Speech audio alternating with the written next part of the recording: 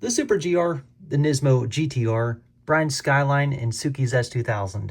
Those are the Japanese sports cars in the Speed Champions theme at the moment. I'm going to be doing some mods in this video and adding to this sub-theme, if you will. Let's get started. I'm going to start things off by modding the Too Fast Too Furious S2000 with the use of a lighting kit from Zine's Bricks.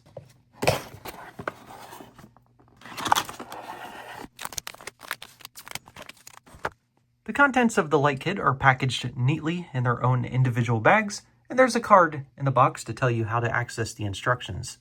To power things up, you'll either need 3 AAA batteries, or just use this USB connection. The LEDs seem to be working properly. There's 17 in total if you count the 6 on each of these light strips, and here's some extra pieces included. The instructions are in PDF format and are pretty easy to follow, as there's a lot of pictures. The wires are easily formable to get them to go where you want them. Where you don't want them to go is on top of the studs, where you can't put your plates and tiles back on. There are a total of 3 pieces on the official LEGO build that you'll need to replace with their own pieces provided. There's no need to disassemble the entire build, as the instructions show you how to install the kit after the LEGO build is complete. Here's where you replace the taillights with the pieces that they provide.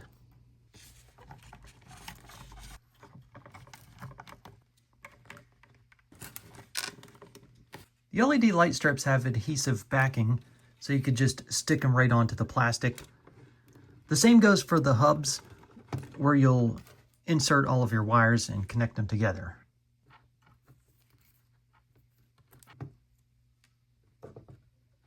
Probably could have done a little bit better on wire management down here, but let's go ahead and power this thing up. There we go. The car is brought to life. So much better than these stickered taillights.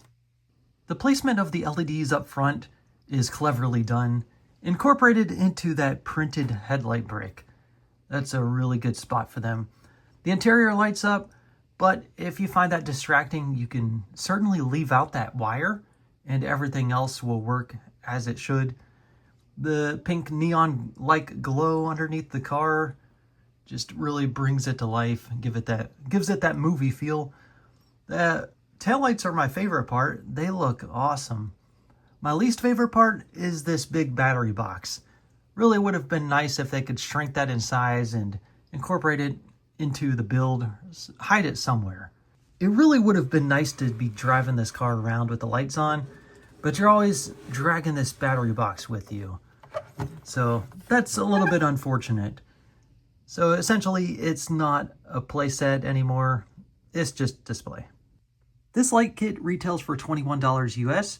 If you're interested, there's an affiliate link in the description of this video. This next car I'm going to show you is a modded S2000. It's pretty much the same build as Suki's S2000, but in all black, except for the wheels, the NOS tanks, the chrome-like exhaust tips, and the whiteout taillights. There's absolutely no stickers in this build, and in fact, I built up a lot of details like the radiator grille, headlights, even removed the pink from this windscreen.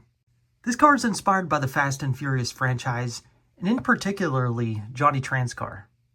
I made it an option where you could remove the tonneau cover and close up the top. Tell me that this does not look like it's ready for race wars. Come on, tell me. Now that I've got the pink removed from this windscreen, it's time to upgrade the SL63. I wonder if I can incorporate those same functional doors on this S2000. I think that would look so cool. I've got the functional doors added. They work. I even incorporated a door stop there so it didn't close too far. The mirrors are on the inside of the door. Doors look good when they're open. Let's try the tonneau cover.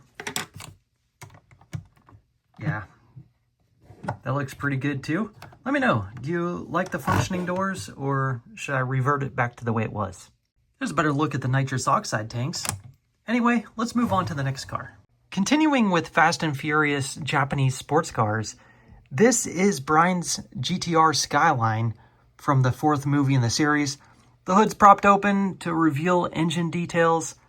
I didn't find every piece I needed in earth blue to make up this car, but I think it looks pretty good as it is. This was one of the very first Speed Champions cars that I modded.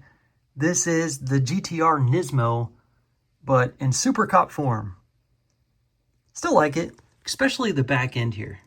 The next JDM car that I'm building is going to be a classic version of this. This is working out to be a custom 1996 Toyota Supra. It's a rebrickable model designed by Tom's 8-Wides. I've done a lot of his builds before, always enjoyed them. I've already got NOS installed. Need the parts for the twin turbos, which I did find in a Ninjago City Gardens set with this worker robot and this telescope. This car that I'm building will be about 95% accurate to the instructions. There's some part substitutions or color swaps that I'll need to do based on availability of parts. Like these seats were shown in Azure, I made them black, but didn't want to do a substitution for the turbos because I thought that was a great part choice. The printed 1x1 tile with the GR logo obviously came from the official set. You did get a spare in that build. Now, if you had two of those Supras, you had two spares. So the instructions show putting those on both sides. If you don't have those pieces, well, you can just use yellow tiles, I guess. I didn't have yellow for these rocker pieces, but did have black, so hopefully that's not a big problem. This rear wing is pretty cool. Don't worry, that engine detail is still going to be showing after the completed build. That's one of the fun things about Tom's 8-Wides designs. Those custom engine details. Always cool. Snap the wheels on. There we go, done. I think this car looks better than the official set.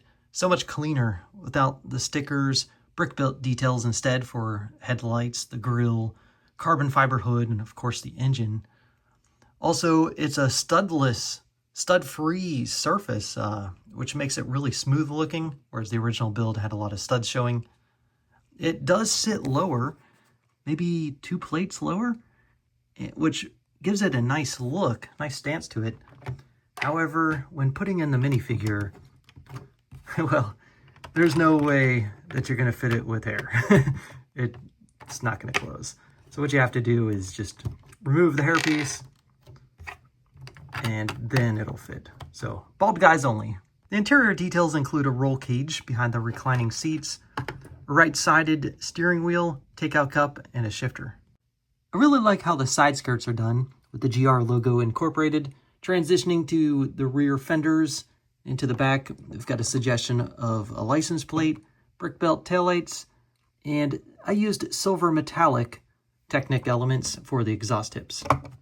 I've come up with a solution for fitting the minifigure with the hairpiece. This is the Targa Top version. This was such a fun build. Love the end result. Actually, I love it in Targa form even more. I think I'm going to keep it that way. I'm going to put the roll cage up a little bit above the minifigure's head to make sense. Anyway, a successful design by Tom's 8-Wides. Love it. Well, I've got one more. One more car to build, that is. It's another rebrickable model designed by Tom's 8-Wides, and it's another 1996 custom Japanese sports car. This is shaping up to be the Honda or Acura NSX. It's got a white exterior, red leather interior. These door handles are supposed to be used as a white skate piece. I've got black, and it's got a suggestion of neon glow underneath. The iconic taillight bar is recreated with some trans red and red pieces. Looks great. Things are shaping up pretty well. Let's go ahead and get those turbos added. The back window is represented by these black slopes. The design uses this unprinted windscreen, which is pretty rare. And the wheels are from the Ferrari F40. There we go, done. This was another fun build. The minifigure does fit in if he's wearing a helmet, not with the large spiky hair. We've got a really large front end splitter. It's pretty cool. Really would have liked pop-up headlights, something to break up all of this smooth surface in the front. Otherwise, looks pretty good. Up here, the canopy section really needed some white printing, though they don't make that piece with white printed columns and roof. Actually, there is a windscreen with the white print, though it didn't turn out as opaque as it should. This is from the Countach. Back here, working on my video's thumbnail. Though there's no rear window, these black slopes do shape up the back nicely. Speaking of shaping up nicely, really shaped up nicely back here. Love the back end. The height transition back here is pretty cool, though it feels a little bit too high for an NSX. Would have lowered that by a plate thickness. Overall, definitely like the Supra better, but still really solid design. Now let's try a target top. Yeah, I think that looks pretty cool. To put it into perspective, an NSX and Speed Champion scale is fire. Well, that wraps up this video. Let me know in the comments which modded car you liked best. Thanks for watching.